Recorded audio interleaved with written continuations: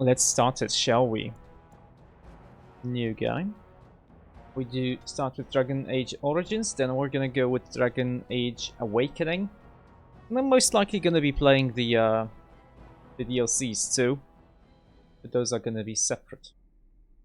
And so is the Golden City blackened with each step you take in my hall. Marvel at perfection, for it is fleeting. You have brought sin to heaven, and doom upon all of the world. Canticle of Renodies, The chantry 8:13. teaches us that it is the hubris of men which brought the Darkspawn into our world. The mages had sought to usurp heaven, but instead, they destroyed it.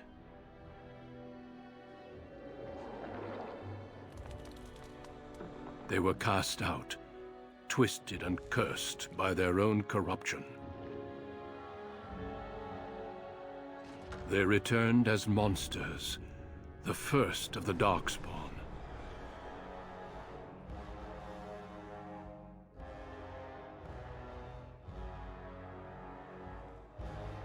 They became a blight upon the lands, unstoppable and relentless.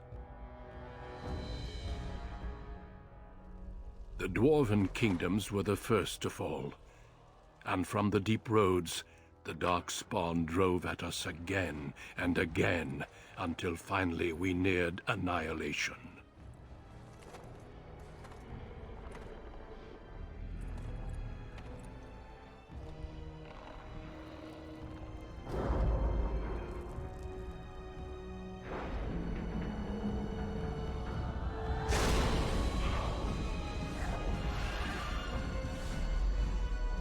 Until the Grey Wardens came. Men and women from every race, warriors and mages, barbarians and kings. The Grey Wardens sacrificed everything to stem the tide of darkness, and prevailed.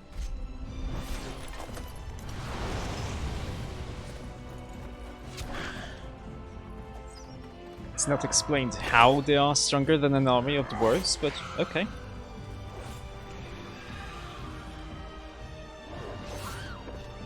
At least not in the intro.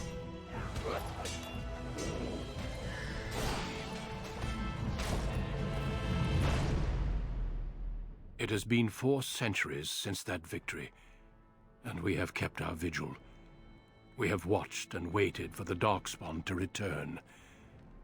But those who once called us heroes have forgotten.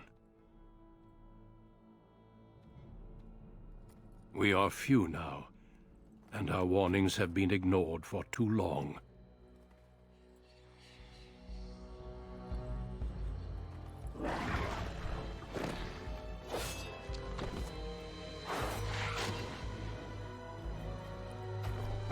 It may even be too late.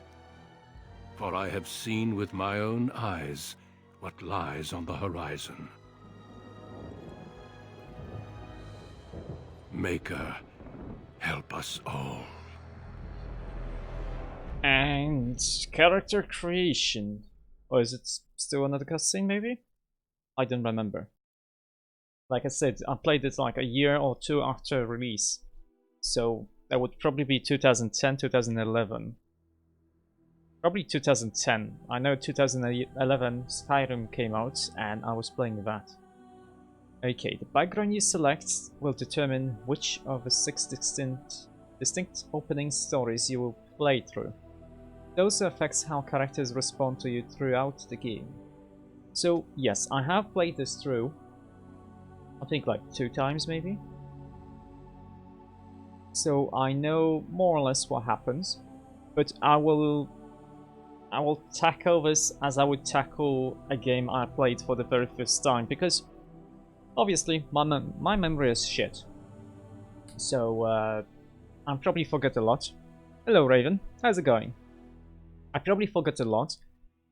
So I'm just gonna do a lot of exploration, a lot of dialogue. I won't be skipping too much. I'm probably gonna be reading books. I think there are some documents and books, not too long though. It's not Skyrim or Oblivion or Morrowind. So first of all, we get choice of a race. Okay, we can... Now, the question is, we have a lot of different backgrounds, and not everyone can be everything. I mean, dwarves can be mages because they are inherently non-magical. I think there was... yeah, they have a high resistance to all forms of magic, thus preventing them from becoming mages. But 10% to resist magic is nice. And because I'm a human supremacist, I think maybe we shouldn't play the superior choice of being a human. I think I want to be an elf or a dwarf. So what choice do we have here? Either we could be a warrior, or we could be a rogue. First of all,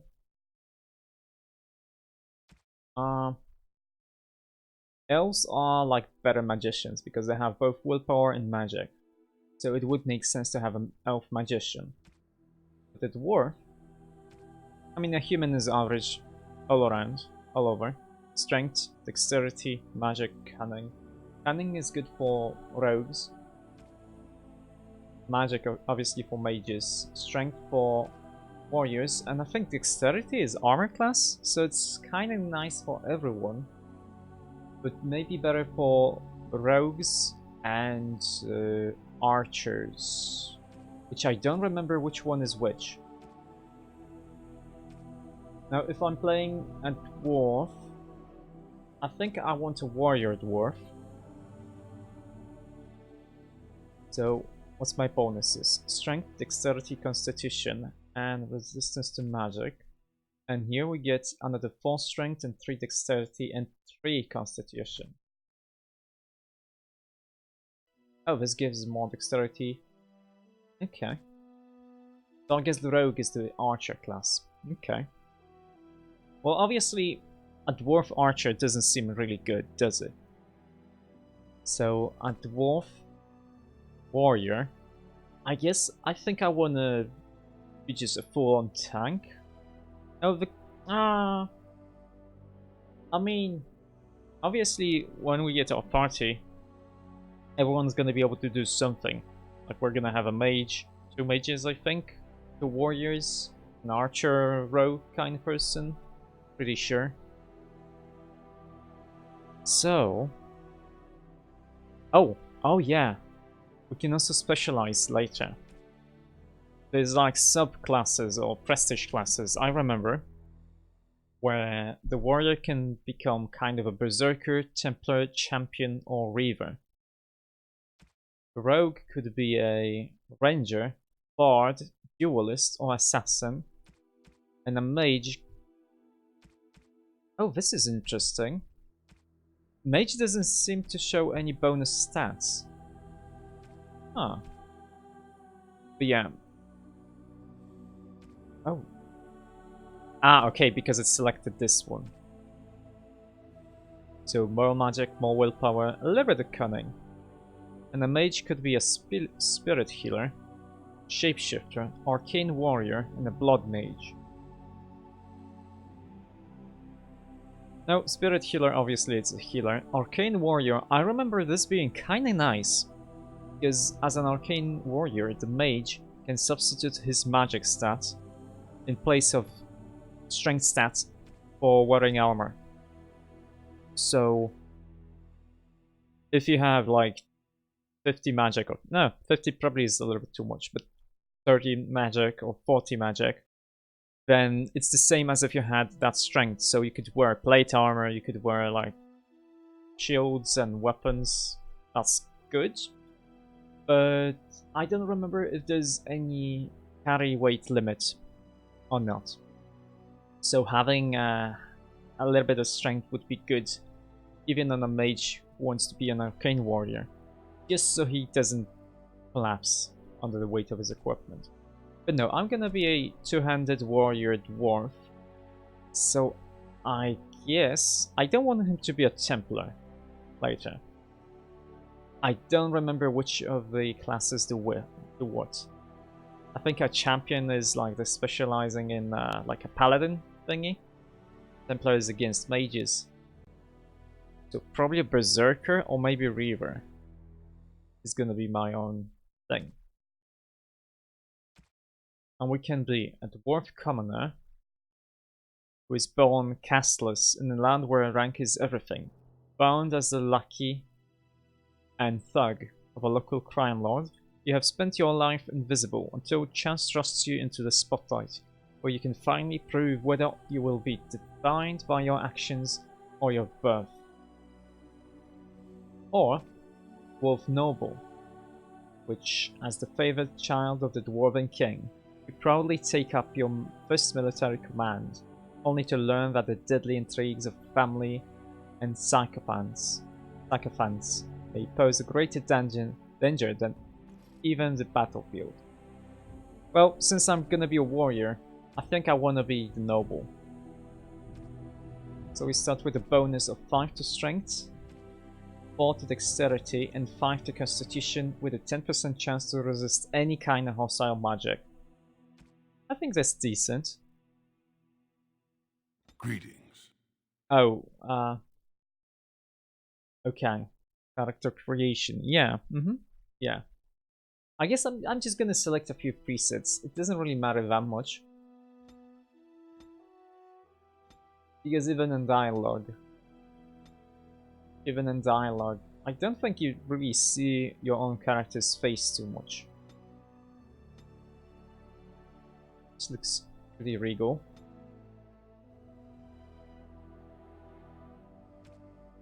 Okay. Why did my cheeks collapse? Okay, whatever, this is fine then.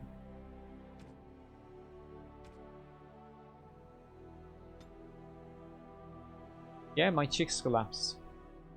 Whatever, it's fine. Let's give ourselves... What color is this? Is this green or is this blue? Kinda difficult to see. That's okay though. Nose, portraits. we can have a nice expression there. Yes, this is the first Dragon Age game.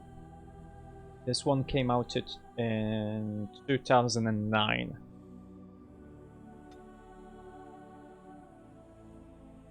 So this is a neutral one, like a very proud one, a kind of flirty one, kind of silly one, kind of angry. Let's be the proud one. Yeah, we're very proud.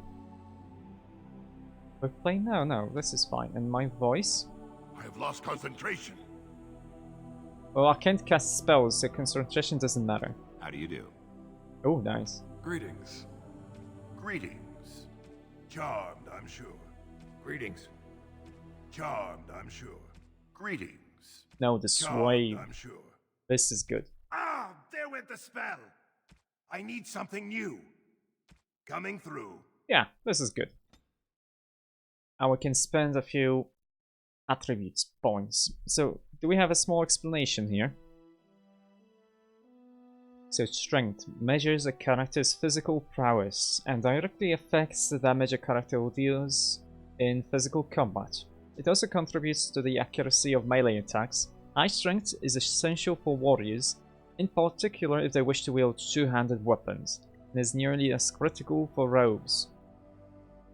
Nearly, because I know rogues can do sneak attacks. Oh, okay, I have to point at this. Dexterity is the measure of agility, reflexes, and balance. High dexterity improves the character's chances to hit, makes the character more likely to dodge incoming blows, and contributes to the damage dealt by piercing weapons like daggers or arrows. Archery and dual weapon fighting styles demand high dexterity to master, making this attribute a favorite for rogues. Yeah, because rogues can do two-handed fighting, two-weapon fighting, with two daggers, and that means they don't care about their strength for damage, they care about dexterity. So it has two uses for rogues, which is good. Which is good for them. Willpower. This represents a character's determination and mental fortitude. With high willpower, mages can cast more spells thanks to a deeper mana pool. For warriors and rogues, willpower grants more stamina for combat techniques and special attacks. So we probably should put a few points here, but mostly in strength. I know cunning is slightly important, simply because it allows you to get better persuasion. Let's see. Cunning determines how well... Wait, magic first. Magic. Magic is the measure of a character's natural affinity for the arcane. This attribute is crucial for mages, since it directly increases a character's spell power score, which determines the potency of all spells. It also determines how effective potions, poultices, and salves are for all classes.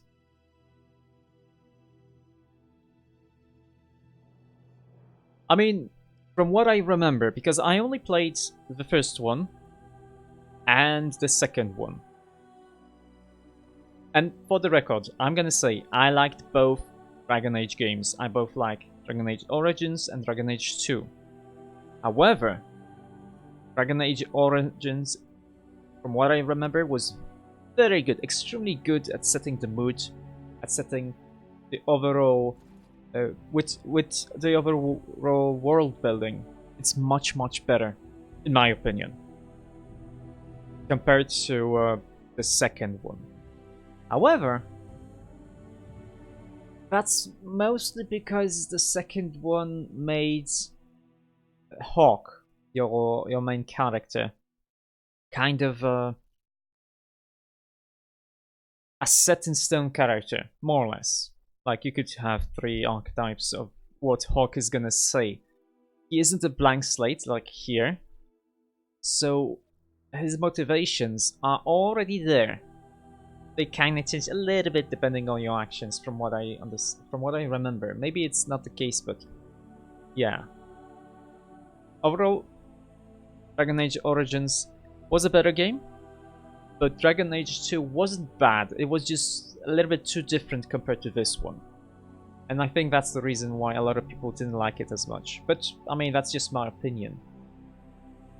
I am going to be playing Dragon Age 2 because I do have it on Origin.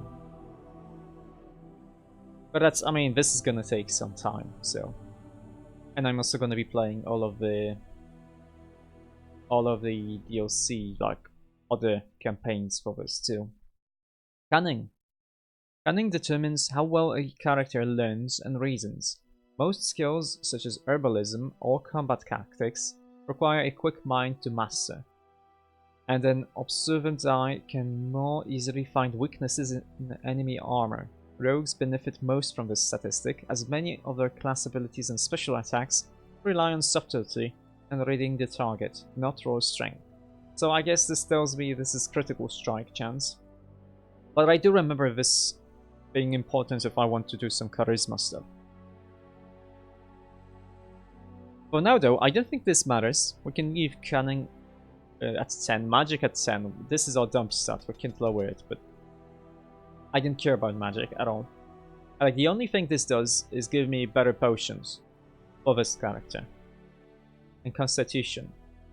Represents health and resilience. High constitution directly increases the amount of damage a character can take before falling on the battlefield. So it's basically my health, and probably nothing else. I think, like, I don't remember if there's any skill checks, attribute checks, or any of these, but I think there's gonna be more. If there are, there's gonna be more for willpower compared to constitution, I think. However, for the beginning stats, beginning attributes, I'm gonna put everything into strength, because my beginning equipment I know I'm gonna be able to wear, and we'll see how much strength we really need. I don't remember how many of them do we get every level up. We'll see. We'll see. We have 1 skill point. So we start with combat training 1 and 2, and that's it. Let's see. I don't care about stealing. Coercion 16. So I don't think we need any more than 16 cunning. Herbalism only needs levels. Survival needs cunning, but what's this? The character can detect the presence of nearby creatures below the character's own level. This skill also grants a small bonus to nature resistance. Trap making. The character has learned to construct basic traps and lures out of common components. I know stealing. I think you can do a lot with stealing. The character is quick enough to pilfer small items from others, whether friendly or hostile, so long as they are not too alert. And it's becoming more and more likely. So we could either do expert combat training, which we can do immediately, or we could do maybe coercion. Like if every level I put 1 point in coercion, 1 attribute point, I think by level 7 we would have 16 of them. And I'm not going to be putting anything else there. I could just do this. Not this. This. Nah, probably not. This is fine. Not stealing. Coercion is nice because as a noble, I think my character needs to know how to speak well. Poison making just requires higher levels. And this is just, we can learn better potions, better poisons. It did say that we need cunning for herbalism, yeah? Yeah. Cunning is required for herbalism and combat tactics. Which is a lie. Oh no, it's not.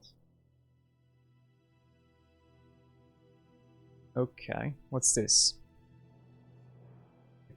This character has completed basic combat training.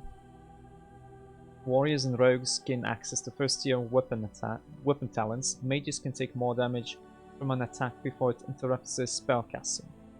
Oh, so it's like a universal. So the skills are kind of universal. That's good.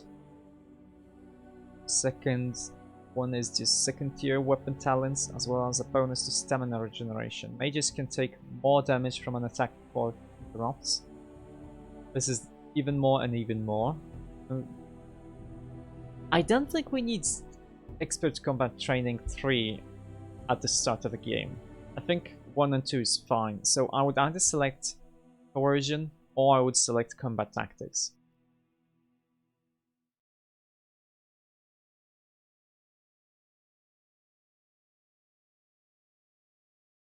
And I don't think I'm going to select combat tactics yet. I think coercion is better. And next one, either we select combat tactics or expert combat training. Probably this. Okay, and we have 2 talents. So we need 25 strength for the highest level warrior trait. For dual weapons, we would need 36 dexterity. That's a lot. And we would need master combat training, which is interesting because these don't require combat training. Oh yeah, these do. Probably, yeah. So, from the very beginning it gives me a shield bash. I didn't think I liked it too much. Because I intend to have two-handed weapons. It tells me I need 40 strength to be able to get everything here. I have 20.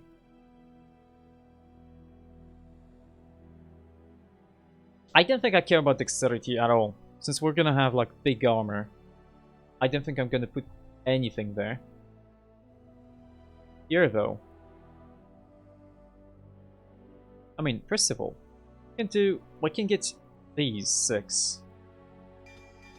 If I want to. And there's mastery here. Let's see. Yeah, if we have all of them, we master 200. Maybe that gives us a bonus. So these are just special attacks. Probably the tactics slots. So what could we get here? Well, we can get any of these 6 yet.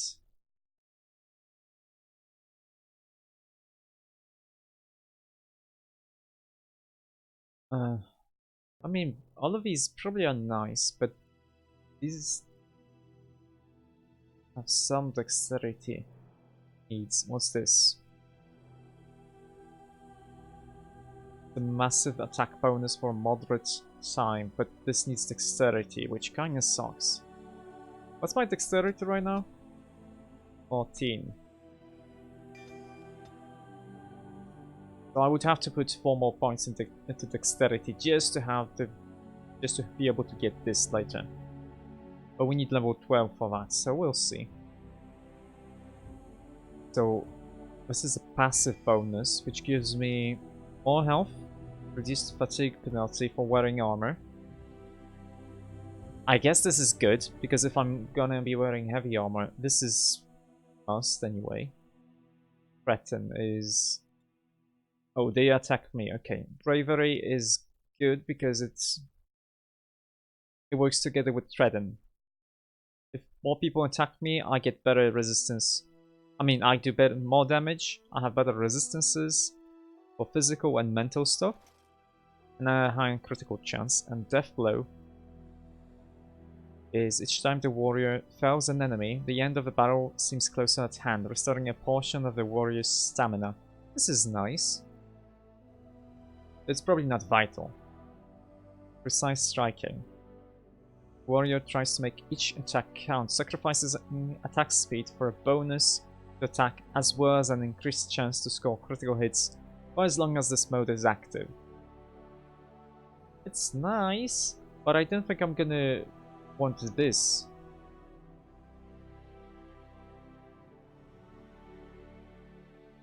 So yeah, someone who uses 2 weapons needs 36 dexterity to master everything. Someone who's just an archer needs 30. Weapon and shield needs 30 to strength, but as a 2-handed specialist we need more strength. So few can stand against the savage blows. Which ones are passive here? It's 2-handed strength. The character has learned to wield 2-handed weapons more effectively, reducing penalties to attack and defense from powerful swings. Oh, so it's a passive for this one, okay.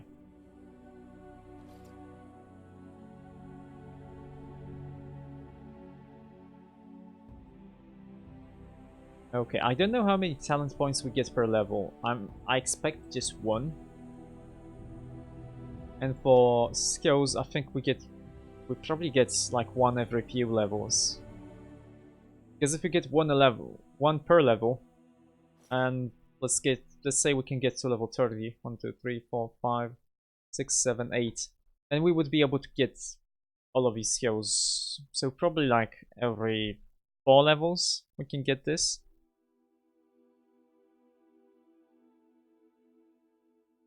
Which means that...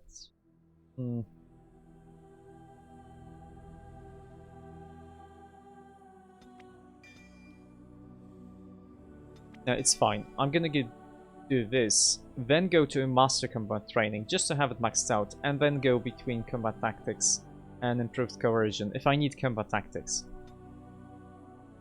I do need this, just to have more health.